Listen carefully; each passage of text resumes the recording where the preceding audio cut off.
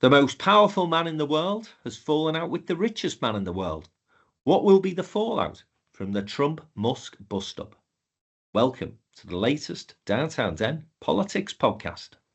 The return of the sausages. All sorts of things that I would have wanted as a kid that I couldn't have, right? Famously, Sky TV.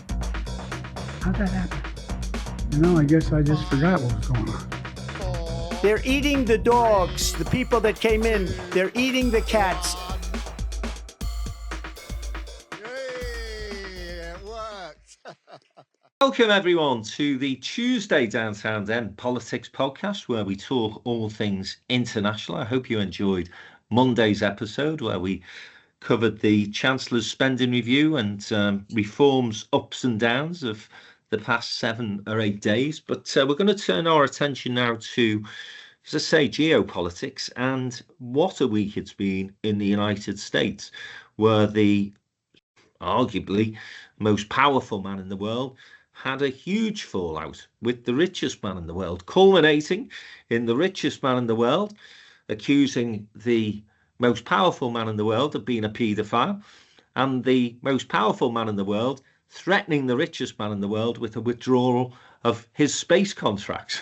So this loving that has been going on since about August time, where Elon Musk was pouring literally millions and millions of pounds into Donald Trump's election coffers.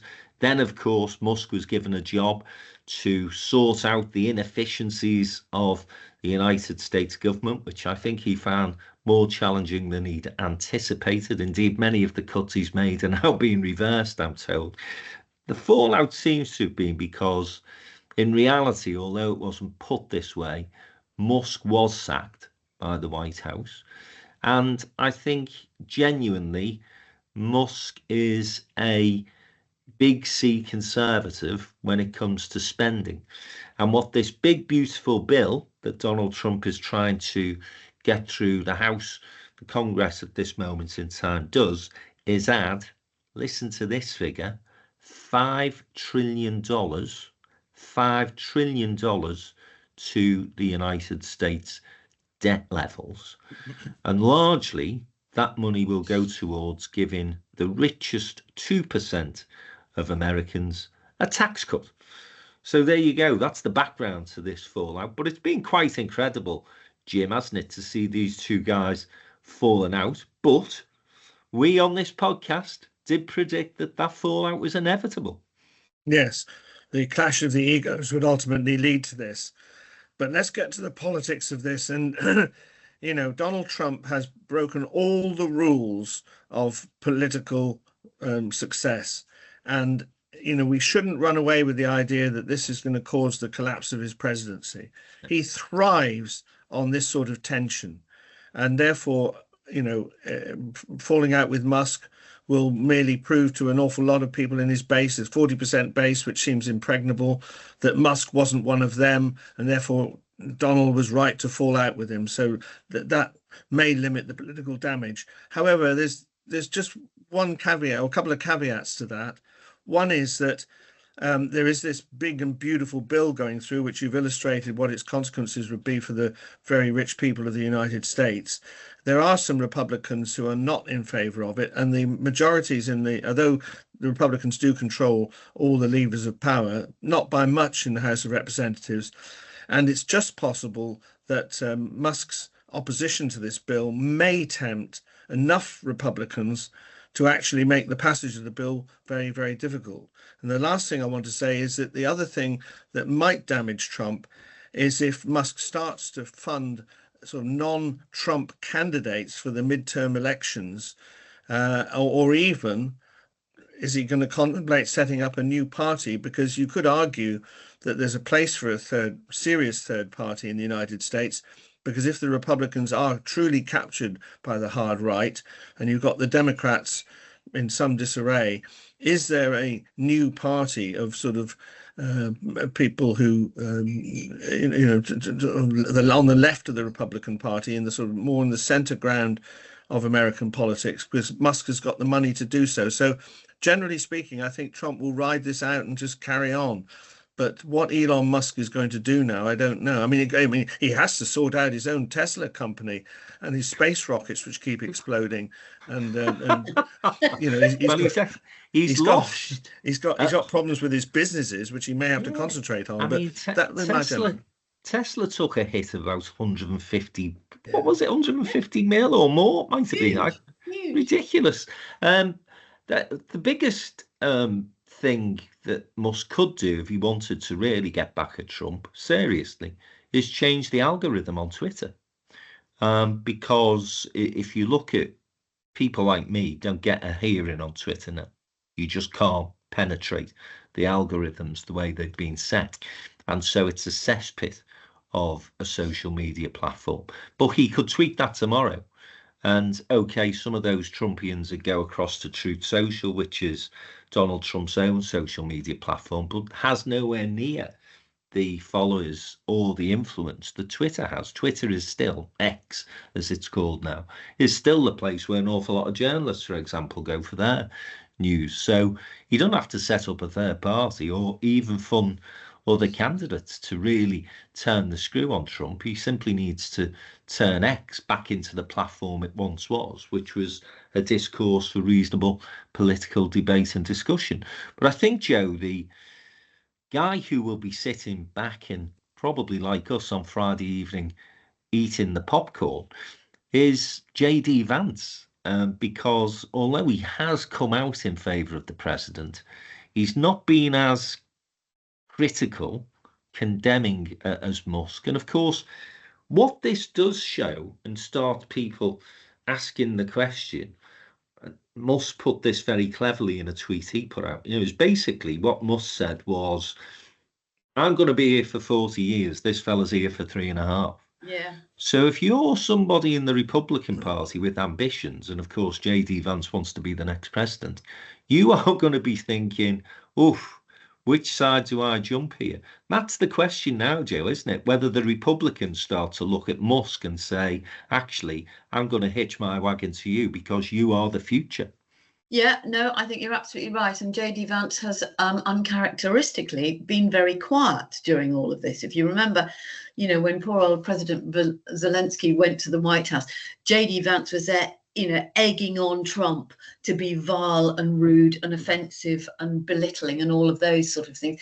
But he's been noticeable by his silence. And I think you're absolutely right. I mean, I think anybody with half a brain, which might limit it in the Republican Party and the followers of Trump, admittedly, but they actually will just stand back. Let these guys fight it out in the car park of public life, which is on social media, and see what happens. I mean, I think, you know, none of us are surprised. I think we might be surprised that it took so long. But the damage that Musk has done with his Doge cuts to individuals and families and organizations, I mean, the research materials that are being destroyed, the effect on academic institutions, on scientific research establishments, and on the hundreds of thousands of people who worked for the government in a variety of roles who just lost their jobs overnight. You know, you can't undo that damage, and you can sit and say, oh, well, you know, this is just two ridiculous egos having a fight. The damage is done. And I think there are, as you alluded to, I think there are beginnings of disquiet amongst the sort of more moderate Republicans about the dismantling of these institutions, which help to make America great, that they're beginning to see an exodus of bright people, whether they're scientists or health researchers or academics. And I think Musk has got to sort out his own business. I can't see him setting up a third party. I mean, we've slightly seen that before, but the American political system is so bizarre that he might just say, right, I'm going to concentrate on my exploding cars and exploding rockets, and I'll see what happens over the next couple of years. I mean, Trump is looking increasingly bonkers. You know, he's put out stuff that, you know, once upon a time we'd have all gone, this is nuts. We now just go, oh, it's Trump.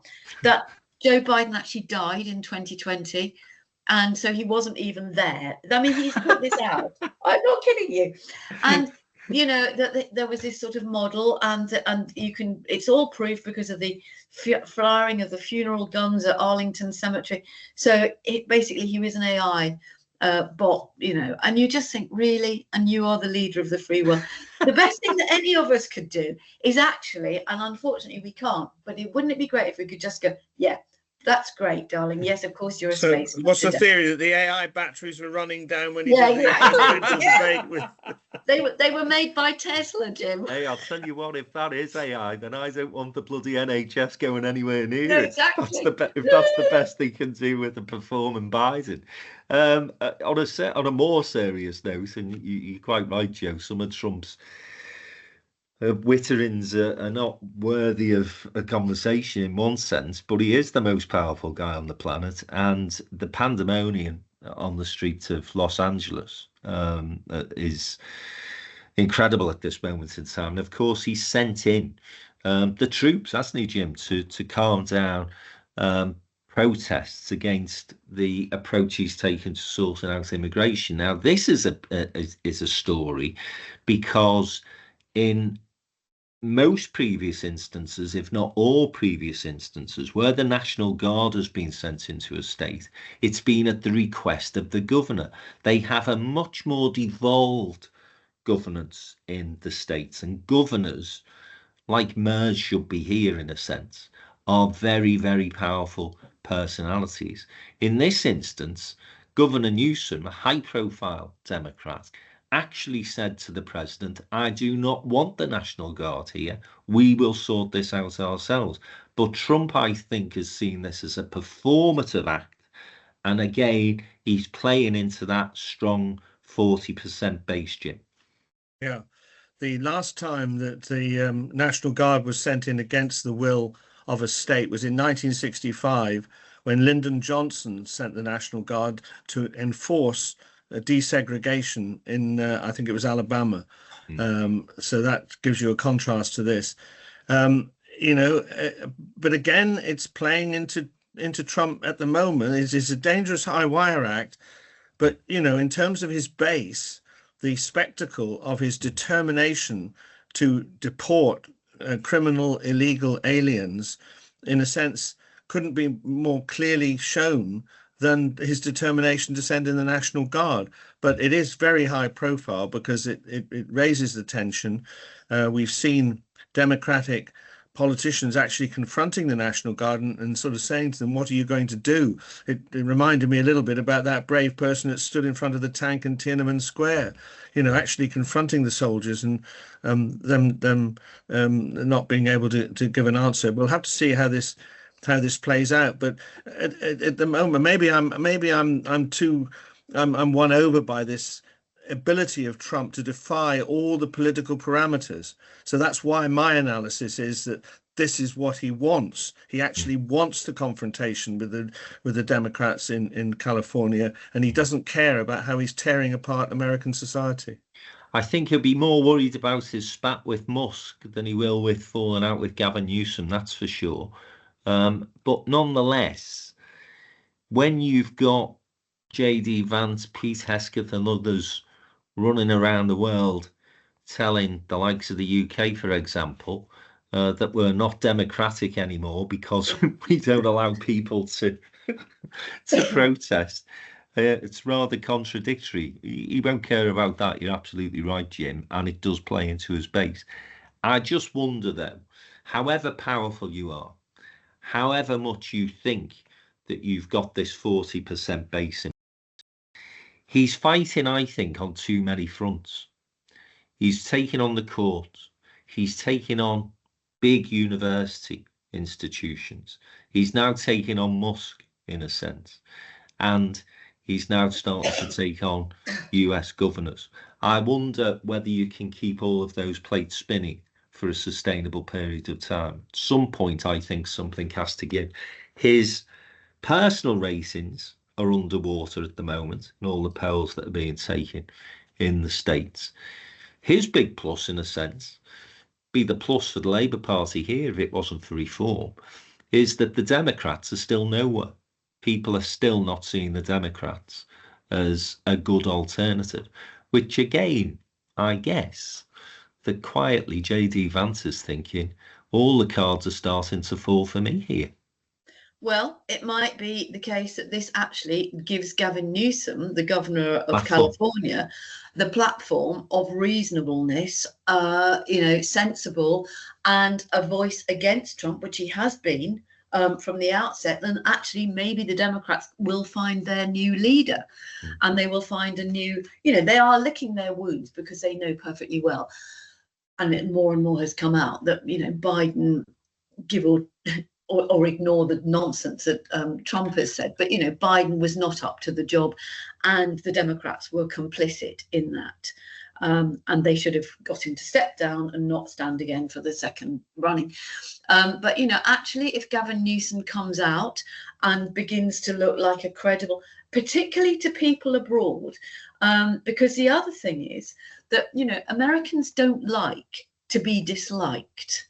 They're quite childlike in a way. I know that's a terrible sort of generalization, but they want to be friends with everybody. They don't like people sneering at them. They don't like the fact that we don't think that everything is greater and better and bigger and all the rest of it. And I think that gradual decline in world standing, where people stop taking you seriously and they just see an elderly man playing a video game, trying to shoot Musk here and Netanyahu, or not Netanyahu, Zelensky or Carney or whoever it happens to be.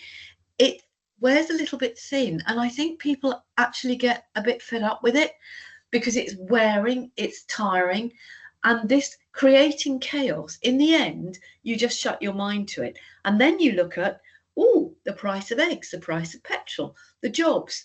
Oh, that university is closed. Oh, that job I used to have for local government, it's gone. All of those things begin to ferment. And if people can see somebody else, whether it's JD Vance, whether it's Elon Musk, or whether it's somebody like Gavin Newsom, I don't think Trump, he hasn't got long before it unravels. He needs to either focus or implode. Well, he's, started to lose some of his power, that's for sure. There are more Republicans over the weekend speaking out against Trump's bill, which is a problem for him. And then the most significant tweet that was sent out by Musk, which went under the radar really, because once you accuse someone of being a paedophile, then everything else seems to fall into insignificance. But he actually says the tariffs are going to put us in recession the second part of this year.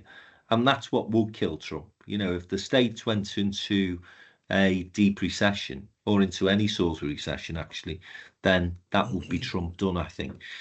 Listen, we could stay on this for hours. I was listening to a 2-hour podcast on this from the States yesterday. There's all sorts of things, honestly, that went on that we didn't even report in this country. Incredible, absolutely incredible. But the other thing that I want to talk about, as I say, the LA riots will continue. We'll come back to that next week because that's an ongoing story. But it's this trip that I always want to call her the actress's name, and she's not the actress. It's, tell me, Joe, what's her name? The woman who's on a boat at the moment. Not Uma Thurman. Uma Thurman, yeah, I wish. So now listen, I'm a huge critic, as you know, of the way in which Netanyahu has been approaching the conflict in Gaza in recent months. But equally, I've got little or no time for this sort of performative crap that she's been indulged in.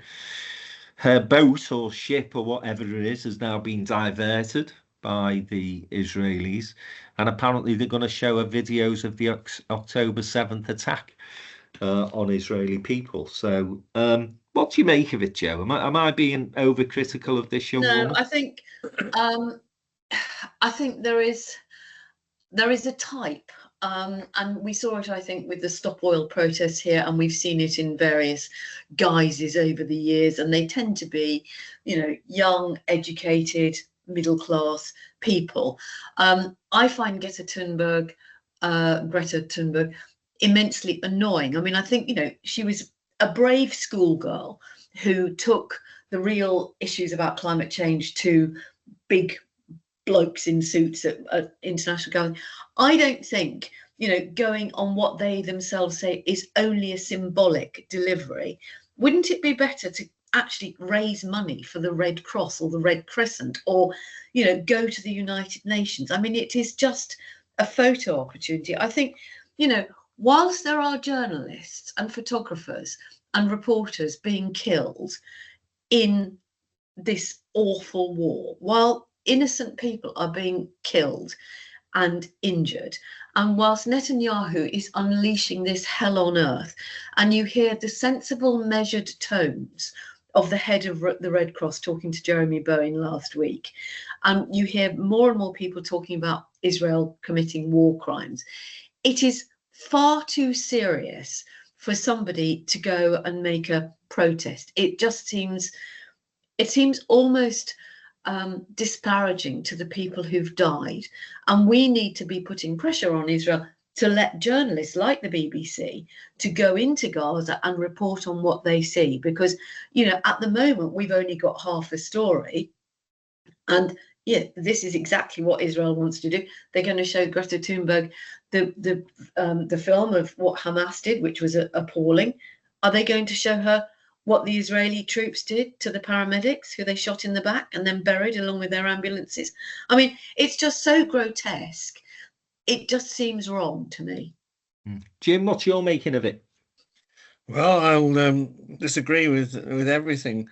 I think Greta Thunberg is transitioning from a very bold and courageous schoolgirl as she was, fighting for green causes, and is now taken up the cause of the Palestinians. I see no problem in a symbolic vessel going towards the Israeli lines. I mean, they knew what was going to happen ultimately, but gestures of that sort in support of this cause are very, very important. On the wider issue of Israel, you both had a go at yesterday. You had a go at the BBC over its coverage of reform. I'm concerned that the BBC tends to lap up, and this is very difficult conversation here, what the Hamas Health Authority says in terms of the casualties rather too easily. And I think Jeremy Bowen has abandoned objectivity. And the interview last week, it came over to me as, is not putting the Israeli point of view. Let us remind ourselves that Hamas need to release the hostages. And finally, Israel apparently are arming Palestinians who at last are taking up arms against Hamas, and Israel's providing them with weapons. So there are other things to be said about this conflict. I absolutely am as distressed as anybody else about the plight of the Palestinians being shuffled up and down, but it is a complex issue, and I've just put those points out there for people to get angry with me if they wish. Good points, well made, James. We always like balance on this podcast. And as I say, somebody who can't even remember the poor woman's name, Greta Thunberg. There you go. What pissed me off about it, to be honest, was, the selfies on the boat and this sort of stuff. I mean, that just doesn't sit comfortably with me if you're trying to make a serious protest against what is an absolutely horrific situation. And that's why I said I think this is more performative. And let's not forget, the climate crisis ain't been sorted out. So I would have thought that would still be giving her plenty to do, to be honest. In fact, my argument at this moment in time will be that the climate conversation is going backwards from a progressive perspective. So why isn't she spending some time on this? Seems to me she's a bit of a magpie, James. And it's all, this is where the publicity is at the moment. So let's start to look for that. But I may be doing her a disservice.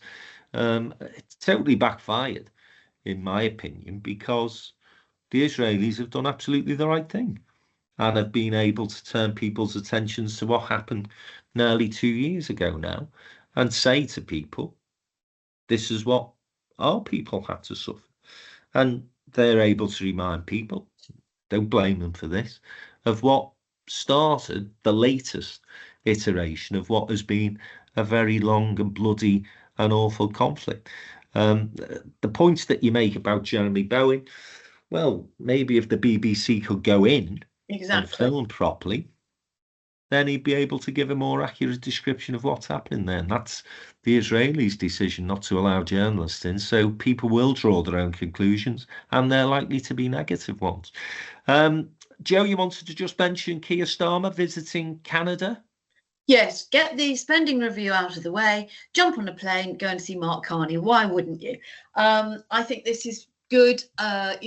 Britain's got a good relationship with Canada, always has done traditionally. The King was over there to open the Canadian Parliament a couple of weeks ago.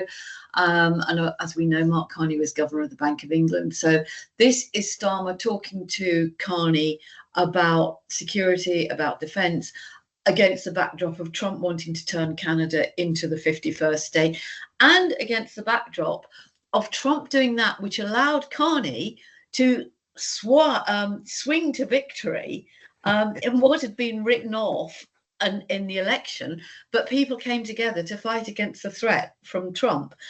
So I think, it's ever so easy to criticize the government for what's doing, and much of that is justified. But I don't think anybody should underestimate the bridges that are being built by Keir Starmer, and it is him. He's not sending out David Lammy, although I'm sure David Lammy will go with him on many of these. But he is building bridges with Europe, with Canada, with America to a certain extent, with India, with other countries. And I think in the geopolitical turmoil that we live in, that is to be applauded. And I think he doesn't get enough credit for it. It's international. Well, the UK's international reputation has certainly been much improved since Starmer took over as Prime Minister. And actually, if you look at some of the polling that's been undertaken over the past month or so, Starmer is getting credit for that, which is good to see. I think people do note, in much the way you mentioned, Americans like to be liked. I think you could say that about Brits as well. And I think it was Jim who was saying last week he feels a flush of embarrassment every time he gets off a plane in Europe and he has to queue up whilst everyone else is being fast-tracked through the EU gates. By the way, James, Portugal have already opened their EU gates. So your somewhat cynical approach to that deal that was done by Keir last week, Portugal, good on them, hey? Yes, I'm not surprised that Portugal's done that. When I was reporting in the 14th century, when we first signed a treaty, I remember it well, the ambassadors of England and Portugal signing the Treaty of Friendship. They are our oldest allies, so I'm not surprised about that. Let's see when the French open up. Well, my daughter went to France last week, and it got through with ease.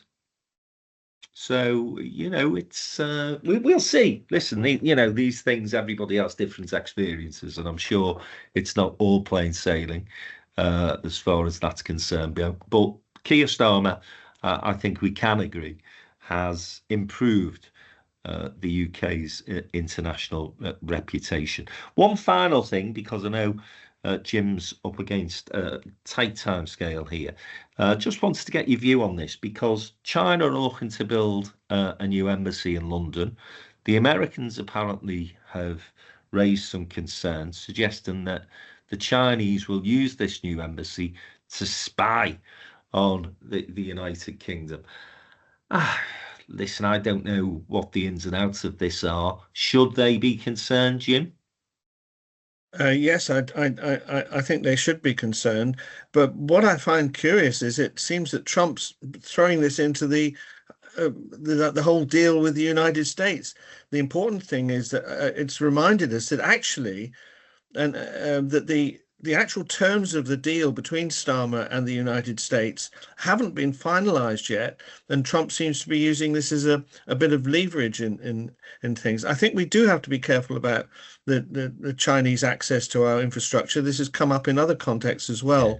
And, the positioning of this is a fairly technical measure, but apparently a hell of a lot of cables around that part of London, are fairly close to the Chinese embassy. And, maybe we should try and relocate it. But then, of course, you'll come into the huge issue of face, and the Chinese being humiliated, which is quite dangerous territory. Yeah, and I'm not sure who the most the better partner is at the Well, moment, whether exactly. it's China or the United. This is the problem, isn't it? Even if you bent over and accepted what Trump was saying, and I noticed all these conservatives who were saying to us a few years ago we needed to take back control. Well, every time Trump sneezes, these guys say, "Oh, we got to listen to Trump." So they don't want to take back control, really, do they? Joe, what do you think? Do you think it's It's a interesting, real isn't problem? it? The previous government, the Tory government, were opposed to it. And it's this government that, since they were elected, have withdrawn many of the objections to the planning. I mean, just to put this into context, this is in a very sensitive area, very close to the City of London. So it's a major financial institutions. I mean, I can't imagine that a Chinese embassy is going to be a bigger threat than Chinese bits of kit that we all have in our houses and our cars and our phones and on our streets anyway. I'm sure they're far too smart for that. I don't think we should be jumping to Trump's tune. I mean, there were lots of people who didn't want the new American embassy in Vauxhall in London when it moved from Grosvenor Square. I think there is a bigger issue, which is that if you have an embassy like the Chinese embassy, which might be likely to be a focus for protests in an area of London which is sensitive, difficult, etc., security, then that's a whole different ballgame. But I'm curious that this government and the relevant departments withdrew previous objections, which sort of, I don't know, it's a bit fishy to me. Okay, well, we'll keep an eye on that one. I'm sure there's more to come on that story. And we will close the Tuesday Downtown Den Politics podcast as Jim gets set to go and do some gardening or chores that Fran, his wife, has set for him. I'm sure it's a long list, James. It's a dentist appointment.